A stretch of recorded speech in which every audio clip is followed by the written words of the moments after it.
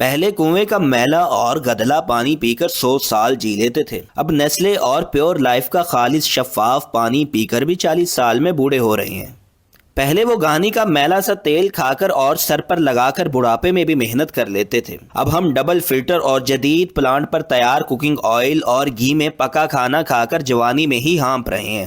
پہلے وہ ڈلے والا نمک کھا کر بیمار نہ پڑتے تھے، اب ہم آیوڈین والا نمک کھا کر ہائی اور لو بلڈ پریشر کا شکار ہیں۔ پہلے وہ نیم، ببول، کوئلہ اور نمک سے دانت چمکاتے تھے اور 80 سال کی عمر تک بھی چبا چبا کر کھاتے تھے، اب کولگیٹ اور ڈاکٹر ٹوتھ پیسٹ والے روز ڈینٹسٹ کے چکر لگاتے ہیں۔ پہلے صرف روکھی سوکھی روٹی کھا کر فٹ رہتے تھے، اب برگر، چکن کڑاہی، شاورما، وائٹامن اور فوڈ سپلیمنٹ کھا کر بھی قدم نہیں اٹھایا جاتا۔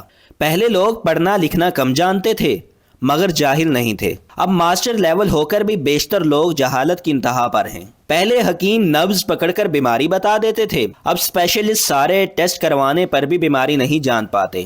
پہلے وہ 7-8 بچے پیدا کرنے والی مائیں جنہیں شاید ہی ڈاکٹر میسر آتا تھا، 80 سال کی ہونے پر بھی کھیتوں میں کام کرتی تھی، اب ڈاکٹر کی دیکھ بھال میں رہتے ہوئے بھی نہ وہ ہمت اور نہ ہی وہ طاقت رہی۔ پہلے کالے پیلے گڑ کی مٹھائیاں ٹھوس ٹھوس کر کھاتے تھے، اب مٹھائی کی بات کرنے سے پہلے ہی شوگر کی بیماری ہو جاتی ہے۔ پہلے بزرگوں کے کبھی گھٹنے نہیں دکھتے تھے، اب جوان بھی گھٹنوں اور کمر درد کا شکار ہیں۔ پہلے خط لکھ کر سب کی خبر رکھتے تھے، اب ٹیلی فون، موبائل فون، انٹرنیٹ ہو کر بھی رشتہ داروں کی کوئی خیر خبر نہیں۔ پہلے غریب اور کم آمدنی والے بھی پورے کپڑے پہنتے تھے، اب جتنا کوئی امیر ہوتا ہے اس کے کپڑے اتنے کم ہو جاتے ہیں۔ سمجھ نہیں آتا ہم کہاں کھڑے ہیں اور کہاں غلطی ہوئی ہے۔ اے خدائے باری تعالیٰ، اے بزرگوں بدتر، ہم سب پر اپنا رحم و کرم فرما، خاص کر پاکستان کو اس مشکل دور میں سروائیو کرنے کی ہمت و عنایت فرما۔